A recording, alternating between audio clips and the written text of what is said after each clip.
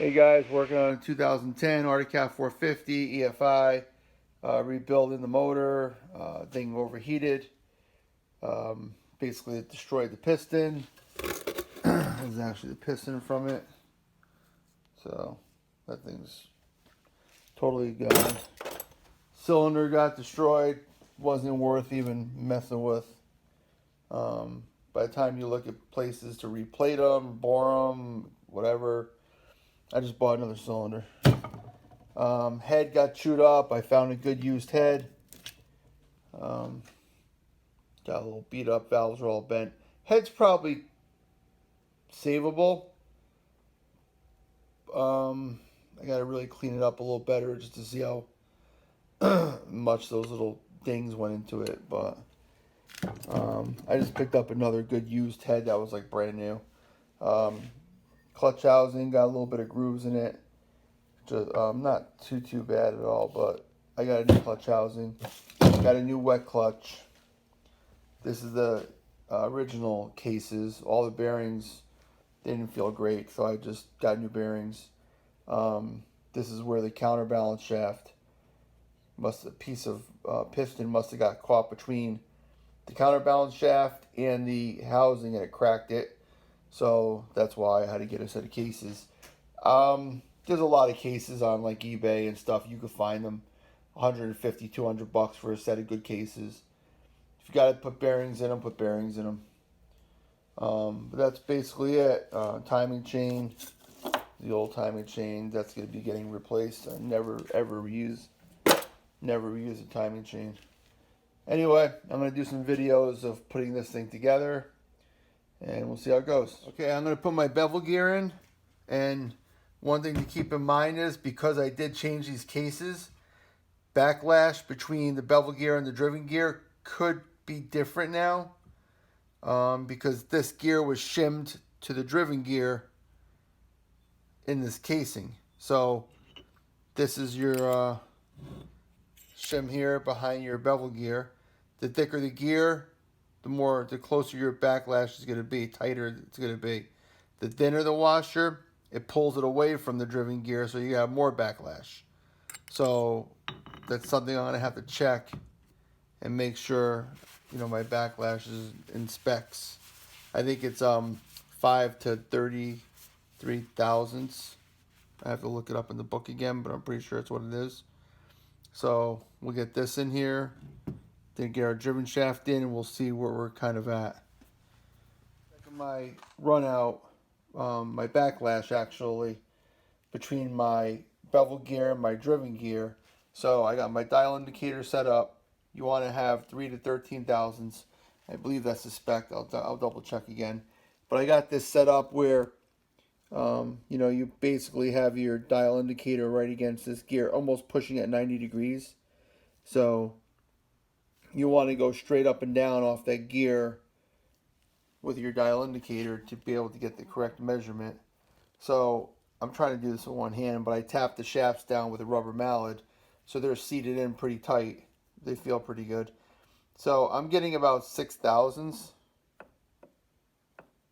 So it's 3 to 13, so that's pretty good. You just lightly go back and forth. You feel it stop each way. So these gears have been together all along. It's not like I changed one gear or changed shafts or whatever. So I'm just using the same shims that I had originally, and that looks pretty good. So we're going to leave these alone. I'm going to paint the gears quick just to look and make sure my patterns look good.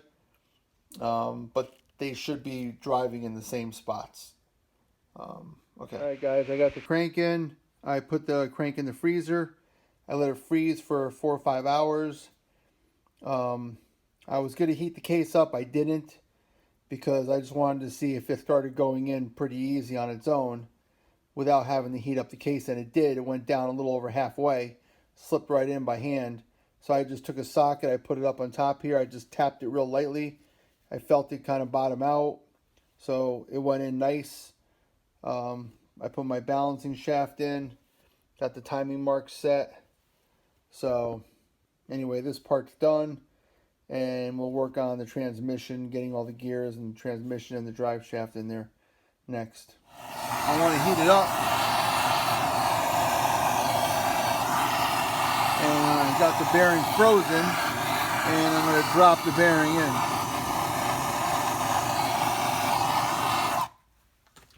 Let's see where we're at. At 200. It cools kind of quick.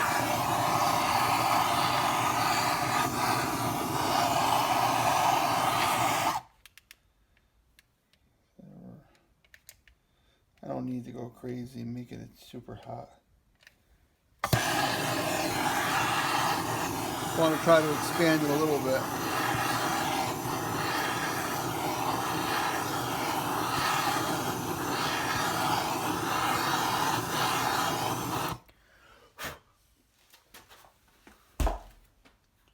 Got the right way. Done.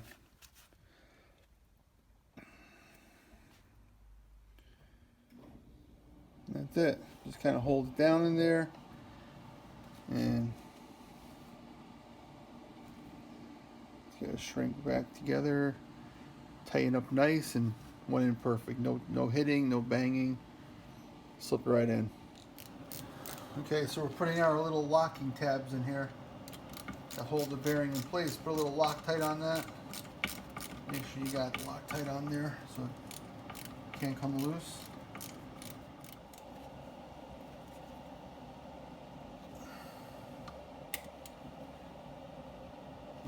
It's all set now. We'll put the bevel gear in.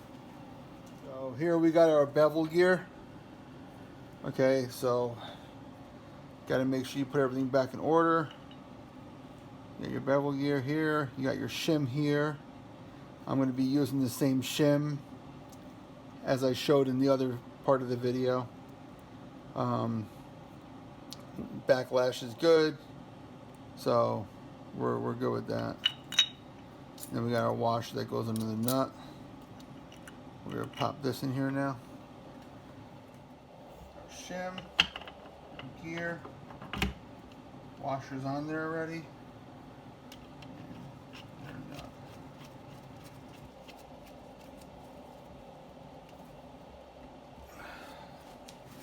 We're going to torque that down, and actually I'm going to put a little Loctite on that quick. We're going to torque it down, then we'll bend over the little tab, lock it down in place. Okay, so we're going to torque our bevel gear nut down now. So I got a tool here. I use it on Harleys a lot for doing the primary chains. You put it between the gears, and when you tighten down the nut, it holds the gears together, locks them together so it doesn't move. So that's the best way to do this, so you don't have to worry about prying against the case or anything, or you just use the two gears together to hold it when you tighten it down. So we're going to get this in place here. You want to get it all the way in the tooth as much as possible.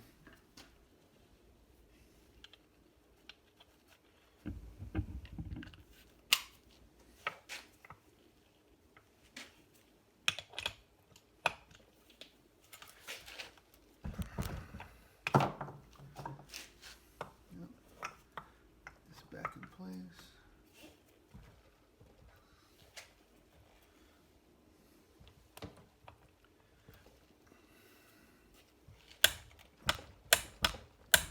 That's it, 59 foot-pounds is what the book called for. Okay, I'm just putting the balancer shaft back in, so we got to time this to the crank. We got our gear. We got a little timing mark right there, and there's one on the crank as well. You'll make sure your Woodruff key is in. Timing mark facing up. Pop in here. Put that through. And then you're gonna move your counterweights towards the back on the crank as you put your balancer shaft in, and make sure your alignment marks line up. Just show you. So it's pretty simple. Bring your crank counterweight backwards away so you have room. You can bring this in, you bring them in, you as you bring your shaft in, you line your timing marks up together, pop it right in, that's done. Next, let's take our transmission gears.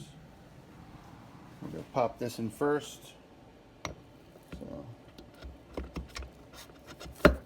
you got your right here. This is where your shift forks go into to shift gears. It locks into different gears depending on what you shift it into. So the way we're going to do this is the next thing we're going to do is we're going to get our shift forks into here before we put the shift dog in. So the way you got to do this is, it's going to be hard to kind of do this one hand, but we'll try. You want the little paw sticking up towards where the shift dog's going to go. So we're going to bring it in here, and we're going to slide it right in, because here's the hole right there that the shaft goes into. So you're going to want to bring this in and line it up close to that hole. And then we're going to take our second one off the shaft, and you're going to line it up into this one. Okay, same idea. Alright, now you're going to take your shift dog assembly, and that's where those little nubs go into. So you have a washer on this side, so make sure you don't forget that washer on that side. So that's going to go in first. Try to get it in here, the camera. Get that in first, and then you're going to take this one, we're going to pop that in first. To there, it'll turn all the way, right there.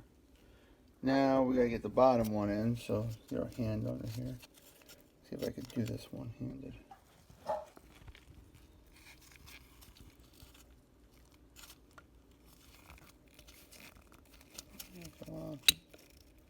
There we go. That one's in. And then now we got them both in the shift dog. We're going to take our shaft, alignment shaft here. And we're going to line this up. Okay. And then right into the case. Make sure you're in good, because this is going to make that doesn't go in all the way. There you go. It just snapped down. That doesn't go in all the way, and you hear it bottom out. When you put these cases together, you'll crack your case if this is not bottomed out. So you pull it out, line it up, make sure you hear it snap against the case. You know it's bottomed out. That's very important. Okay, we got a shim up here. Okay. Now we're going to put our counter gear in. So this has a spacer under the bottom, shim on top. This is going to go right here. Just like that. Same thing with this. You want to really make sure you're bottomed out. That looks pretty good because it's not sticking up very much, but you can hear it kind of snap when it taps. So that's all the way in. That's important. You want to make sure this is in all the way. Everything's in all the way. Because when these go together, these cases go together, everything's got to be all seated. Okay. And last shaft is right here.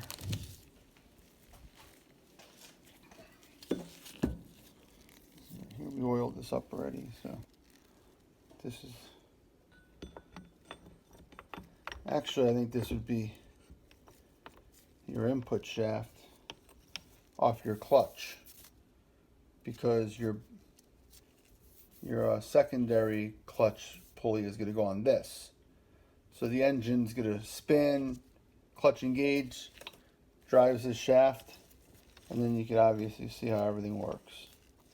Okay, and then depending on how you shift it, you know, you move your shifter. You see the RPM change, or that's reverse. Like, you'll see the way the gears are rotating. So like that, different speed. And reverse. So that's how everything works. Everything spins nice and free. Guys, so I put the cases together. I didn't videotape it when I was doing it because I had to get everything clean, get all the sealant on. Make sure you put a little bit of oil on the shafts, on all the shafts, so everything slides together nicely. Make sure your surfaces are very clean for your sealant. I used Ultra Gray. They make, Permatex makes Moto Seal. You could use 3-Bond, you could use Yamabond, Honda Bond, all that stuff. They're all pretty good. So I put the sealant on this side of the case half. It's just easier to put it all on this side more evenly and easy. I just put it on there and then I just dab it with my finger nice and even all the way around.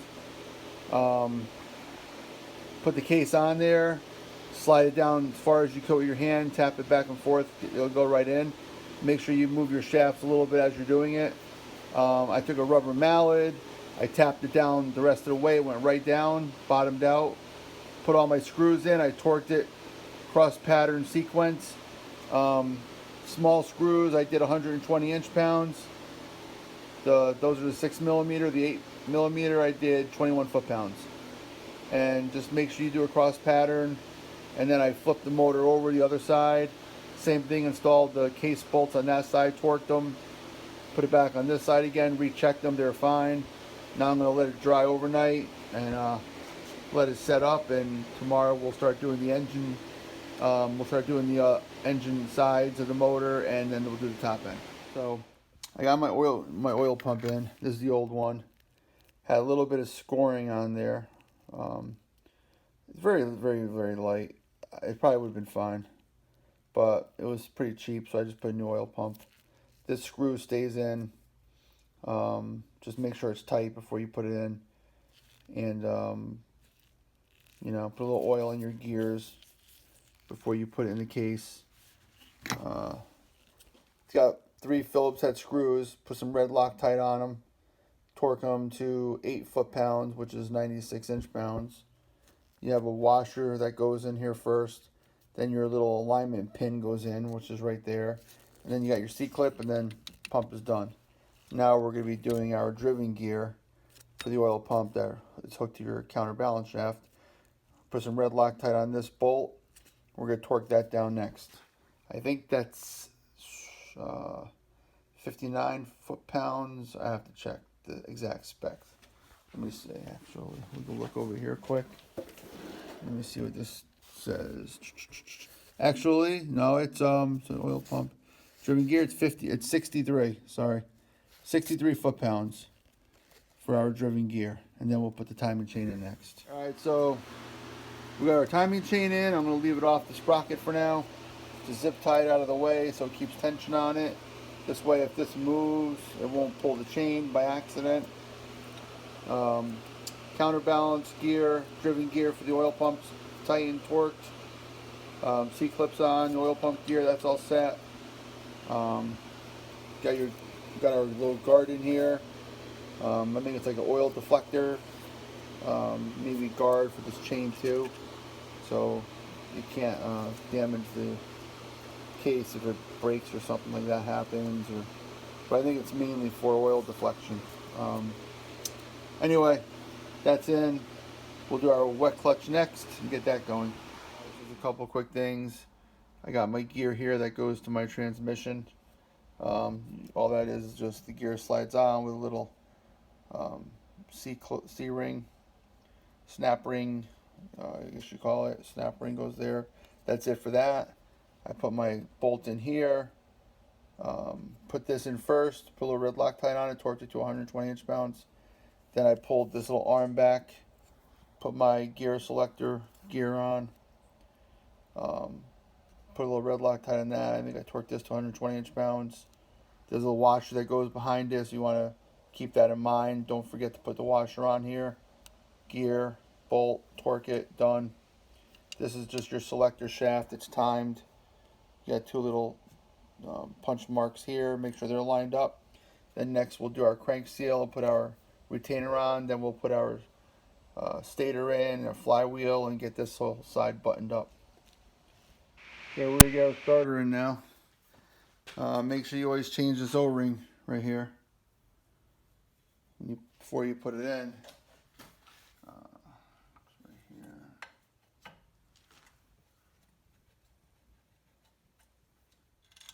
So tighten these up, torque these, and these will be all set. I think these are 100 inch-pounds as well.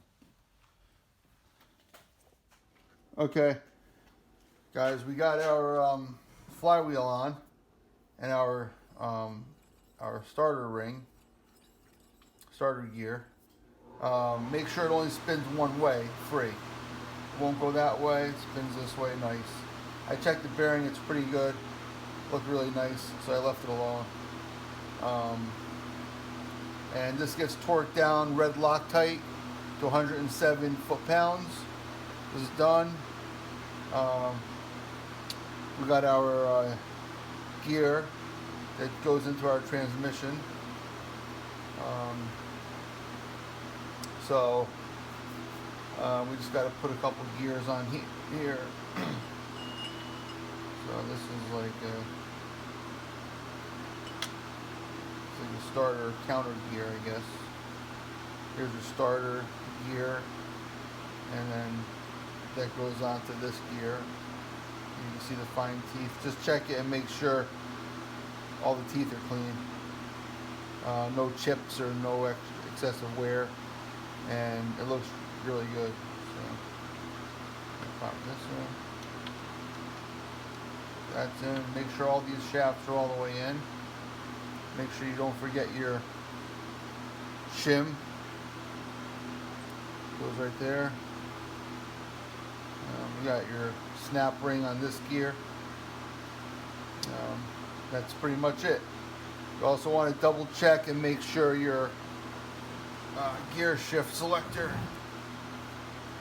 you want to make sure you have your two dots lined up right here, or else you won't get it into the right gear. I can zoom in probably on that. Right there. It's got to be correct. Everything else is good. So you got a snap ring on here. That's torqued down. You know, just make sure this only spins one direction. With this out, you can test that, but you should test that before you even install it. Also, you also want to make sure you put your starter ring gear on first. Put that on first. Put your Woodruff key on the shaft, on your crankshaft. Then you slide your flywheel onto the Woodruff key.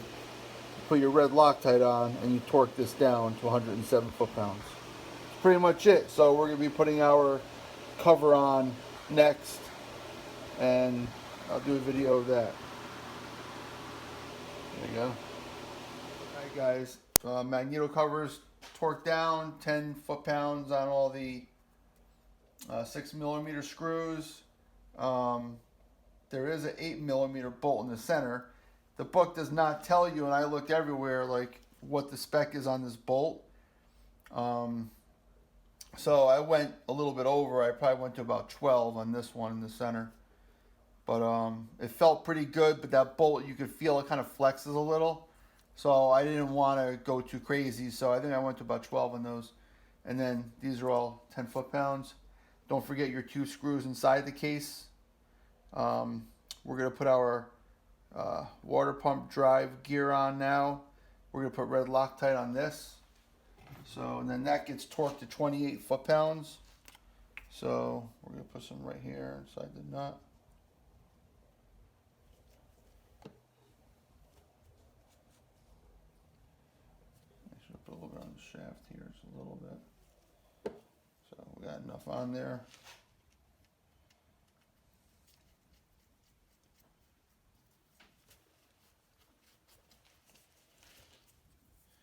Gotta just figure out how I'm going to kind of hold this thing as I tighten it down.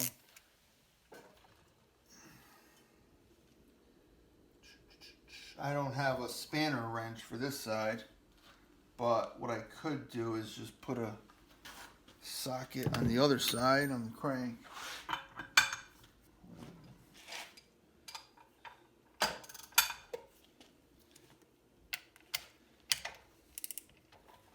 Being that I'll just be tightening them both anyway.